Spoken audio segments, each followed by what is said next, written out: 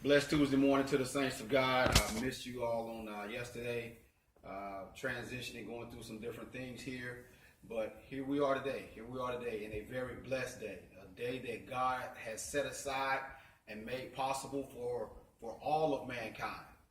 Each day that you are alive is a day of love, is a day of forgiveness, is a day of new opportunities. Come out of the past and focus on your future. Stop letting those things that have held you back and held you down in the past stop being the same weight that keeps you from moving forward fluidly in the spirit and love of Christ and just have your mind deceived. That's part of the tricks of the devil, is to deceive you. The devil does not love you. He does not care for you. He wants to see you fail in everything that you do. Therefore, he will give you a false satisfaction. A false satisfaction.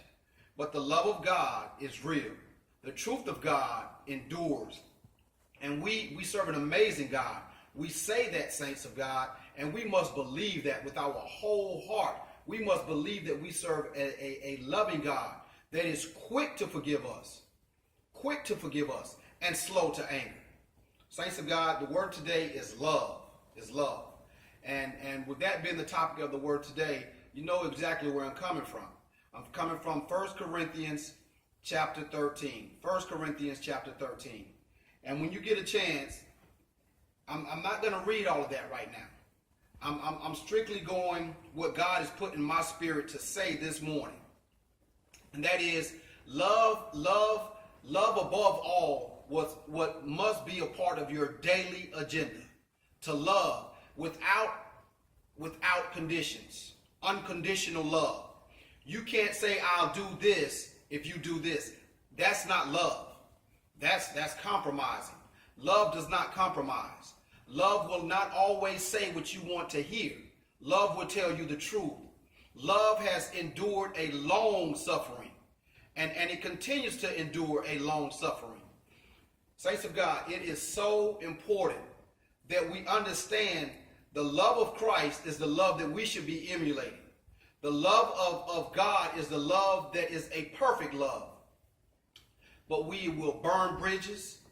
We will stop speaking to someone when they don't function a certain way, when they don't dress a certain way, when they don't look a certain way, when they don't do a certain thing. That's not the way our God operates. Our God operates in a complete and true and absolute and a matter of fact and a direct love. A direct love for you. A direct love for me.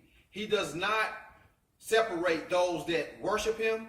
He does not separate those that believe him.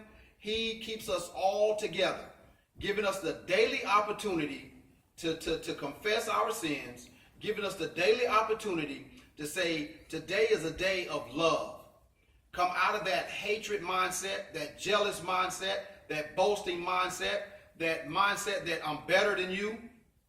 None of us are better than the other. God has no respect of person. And when we truly love each other, we want to see each other do better. We encourage each other to do better. In love. In love. I am so focused on love. I'll read this last verse, verse 13 of 1 Corinthians 1. And it's right here. And now these three remain: faith, hope, and love. But the greatest of these is love. The greatest of these is love. And like I told you before, saints of God, whenever you see that word faith, faith is God. God is a loving God. God is a forgiving God. God is a merciful God. God is a graceful God. God is a God that provides. The things that God does for us on a daily basis, or are we showing and displaying these things to those around us? I love you if you love me.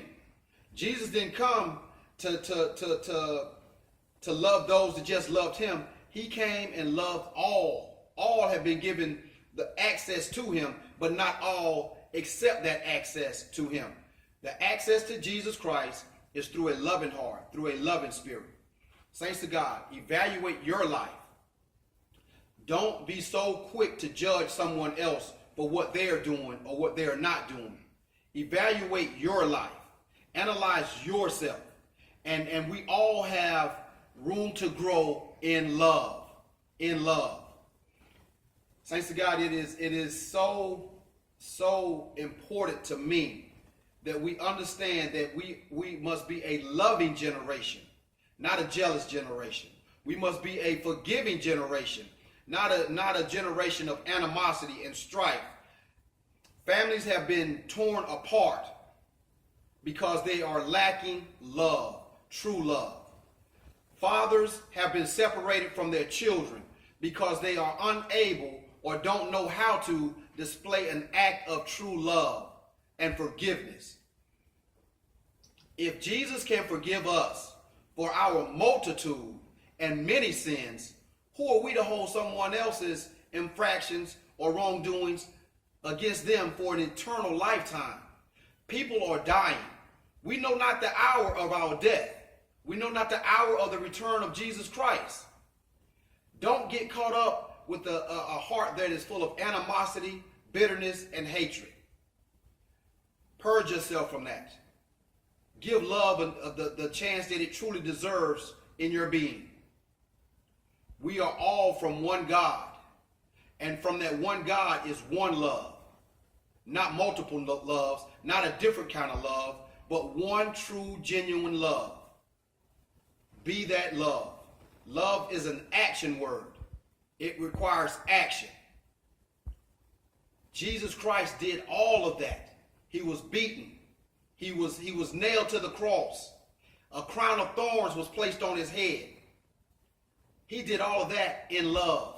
Love will suffer, but love overcomes everything. May God bless the hearers and doers of his word. Be encouraged and encourage others in love. God bless you.